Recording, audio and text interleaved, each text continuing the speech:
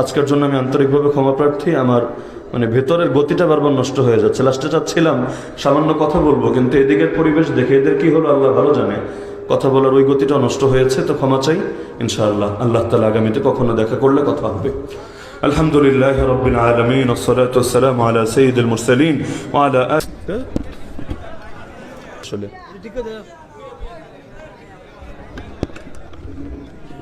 আওয়াজ নাকি শোনে না?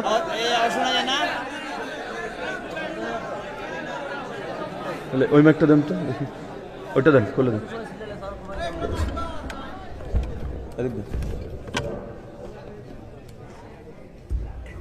এখন শোনা যায়? আচ্ছা, আমি 2 মিনিটের মধ্যে বয়ান শেষ করে দিচ্ছি। না শুনলে তো আমার কষ্ট করে বয়ান করে লাগে।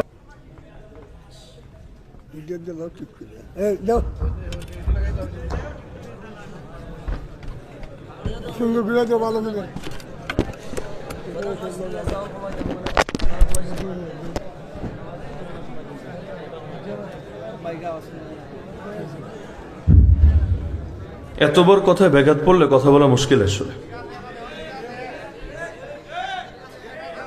আপনাদের তো ঠিক আছে, আমার তো ঠিক নাই। চুপ করেন, চুপ করেন। মানে যদি রেকর্ডার হতো আর কি, যে সুইচ একবার চাপ দিতেন আবার থামাতেন, আবার চাপ দিতেন আবার থামাতেন, মুখস্থ বিদ্যা দিয়ে চলতো, তাহলে 100 বার গ্যাপ দেওয়া যায়, 100 বার কথা বলা যায়। কিন্তু আমরা তো মাহফিল করি ক্লাসের মতো। ক্লাসে যেমন ছাত্রদেরকে কিছু আলোচনা করা হয়, মাহফিলের মধ্যেও চেষ্টা করি কিছু বিষয় অল্প হোক বেশি হোক কিছু ধারণা দেওয়ার, কিছু কনসেপ্ট ক্লিয়ার করার। এতবার কথায় ব্যাঘাত ঘটলে আসলে গতিটা নষ্ট হয়ে যায়। এটা তো আসলে অটো মেশিন না, সুইচ চাপ দিলাম আবার অটো চালু হয়ে গেল। যাই হোক, যে বিষয়ে কথা বলতে চেয়েছিলাম এটা মনে হয় সম্ভব হবে না, ওটা বাদ দিয়ে আমি শুধু মৌলিক দুটো নসিহত করছি। 1 নম্বর হলো, আমাদের প্রত্যেকের উপর আল্লাহ রাব্বুল আলামিন 2 ধরনের হক আরোপ করে দিয়েছেন। এক হলো আল্লাহর হক আর আরেক হলো বান্দার হক। আল্লাহর হক মানে হলো আল্লাহ রাব্বুল আলামিন আমাদেরকে কিছু জিনিস অপরিহার্য করে দিয়েছেন, যেই কাজগুলো নিয়ে তিনি আমাদেরকে কিয়ামতের দিন হিসাব নেবেন।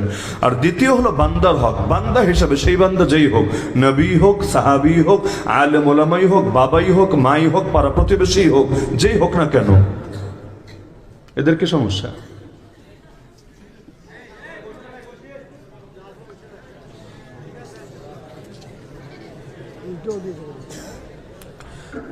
সবাই দুরূদ শরীফ পাঠ করি। এভাবে ক্ষমা প্রার্থী, এটা আমার দুর্বলতা এবং আমার অপারগতা। আমি আপনাদেরকে মোটেও দোষারোপ করছি না, আমার ব্যক্তিগত মাজুরিয়াত হিসেবে দেখবেন। আগেও তো বানিয়াচং বহুবার এসেছি, আগামীতেও আশা আছে।